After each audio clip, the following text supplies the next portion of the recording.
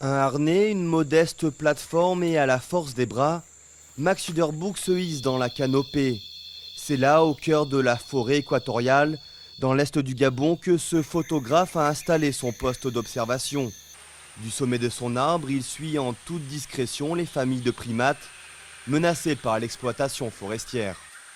Le but de ce programme de préservation des gorilles et des clairières plus particulièrement, c'est de travailler en collaboration avec les forestiers pour mettre ces zones un peu sous protection et sur surveillance plus particulièrement.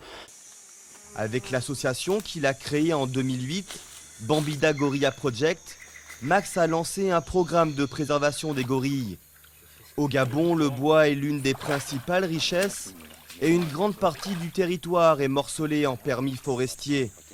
La chasse, le bruit des machines, les arbres qui tombent et les routes qui se construisent au milieu de la forêt, cohabiter avec l'homme n'est pas chose facile.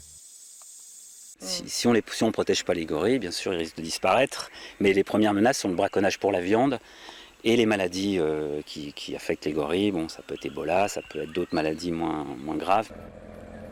Dans cette exploitation forestière de 600 000 hectares, la compagnie équatoriale des bois respecte des critères stricts d'aménagement durable. Mais préserver la biodiversité doit aller de pair avec la rentabilité économique.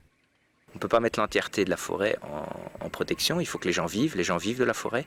Et les compagnies forestières font vivre une grande quantité de communautés. Si elle est bien gérée, le travail de Max a permis de montrer que bien géré, on peut maintenir une vie animale et des écosystèmes dans un état qui permettent la survie d'espèces très sensibles comme le gorille. Max, lui, veut aller plus loin. Il espère convaincre les forestiers de créer un sanctuaire inviolable pour empêcher toute exploitation future dans les clairières à gorilles et permettre à ces protégés de vivre en paix une fois pour toutes.